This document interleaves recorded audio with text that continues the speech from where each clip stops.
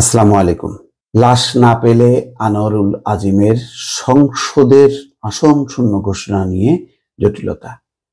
এই দুর্ভাগ্য, এখনো পর্যন্ত কলকাতায় খুন হওয়া আনোয়ারুল আজিম আনারের লাশের টুকরো পর্যন্ত পাওয়া যায়নি। দর্শক, এই অবস্থায় তিনি বেঁচে নেই মোটামুটি নিশ্চিত, কিন্তু তিনি যে বেঁচে নেই তার যে কোনো দেহের টুকরা দিয়ে প্রমাণ করা, সেটাও কিন্তু প্রমাণ করতে পারছে না কলকাতা এবং ঢাকার পুলিশ বাহিনীর সদস্যরা।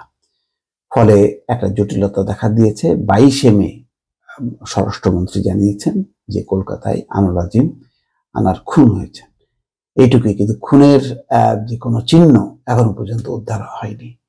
দুই দেশে তন্ন তন্ন করে খোঁজা হচ্ছে, দুই দেশের পুলিশ খালে বিলে হাওড়ে কলকাতায়, কিন্তু কোথাও পাওয়া যাচ্ছে না আনোয়ারুল আজিমের লাশ।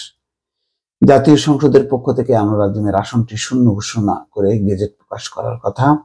নির্বাচন কমিশনেরও 90 দিনের মধ্যে উপনির্বাচন অনুষ্ঠানের বাধ্যবাধকতা রয়েছে। আনোয়ারুল আজিম আনার একাধারে সংসদ সদস্য ও পরিবহন ব্যবসায়ী। তার স্থাবর অস্থাবর সম্পদ ও ব্যাংক হিসাব পরিচালনার জন্য মৃত্যুর বিষয়টি নিশ্চিত হওয়া জরুরি। 12ই মে চিকিৎসার জন্য ব্যক্তিগত সফরে ভারতে যান ঝিনাইদহ 4 আসনের টানা 3 বারের এমপি আনোয়ারুল আজিম আনার। 17ই মে থেকে পরিবারের সঙ্গে তার যোগাযোগ বন্ধ হয়ে যায়। পরদিন তার নিখোঁজের বিষয়ে উত্তর কলকাতার বরানগর থানায় একটি সাধারণ ডায়েরি করেন সেখানকার বন্ধু গোপাল বিশ্বাস। এরপর এমপির মেয়ে মমতারিন ফেরদৌস ডরিন ঢাকায় গোয়েন্দা সংস্থা ডিবির কাছে বাবার নিখোঁজের অভিযোগ দেন। গণমাধ্যমের খবর অনুযায়ী 13ই মে রাতে খুন করা হয় আনোয়ারুলকে। কলকাতা পুলিশ তার মরদেহ উদ্ধারের চেষ্টা চালিয়ে যাচ্ছে। এর মধ্যে 12 দিন পেরিয়ে গেলেও মৃতদেহ পাওয়া যায়নি। সাম্প্রতিক অতীতে 2016 সালের 31শে ডিসেম্বর গাইবান্ধা 1 আসনের এমপি মঞ্জুরুল ইসলাম লিটন নিজ বাড়িতে খুন হন। এরও আগে আহসানুল্লাহ মাস্টার এমপি থাকা অবস্থায় খুন হন, তবে তাদের মৃতদেহ নিয়ে অনিশ্চয়তা ছিল না। ফলে মৃত্যুর পরপর সংসদ সচিবালয় আসন শূন্য ঘোষণা করে উপনির্বাচনের ব্যবস্থা করে।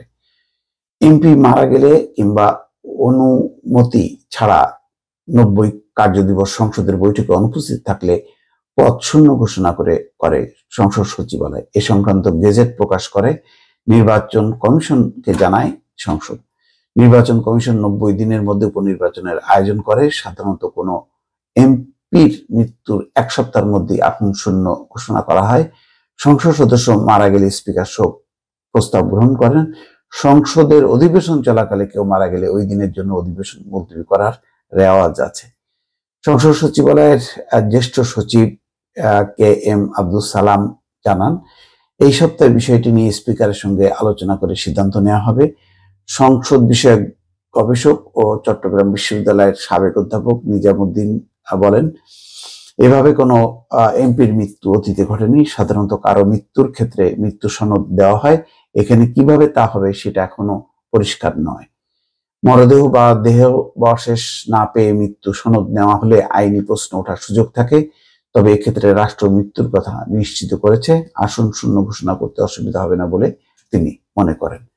এটাও একটা দুর্ভাগ্য দর্শক, এই ধরনের হত্যাকাণ্ডের শিকার কোনো এমপি হয়েছে এটা হয়নি। অতীতে যেমন ইলিয়াস আলী সহ আরো অনেকে হয়েছে যাদের কোনো খোঁজ পাওয়া যায়নি মৃত্যুর পর, কিন্তু তারা এমপি ছিলেন না, কিন্তু তিনি হচ্ছে সিটিং পার্লামেন্টের একজন এমপি। সুতরাং তার বিষয়টি এখন কিভাবে নিষ্পত্তি হবে, কিভাবে আইনগত এর সমাধান হবে, এটি এখনো ঝুলে আছে। দর্শক, ভালো থাকবেন। আল্লাহ হাফেজ।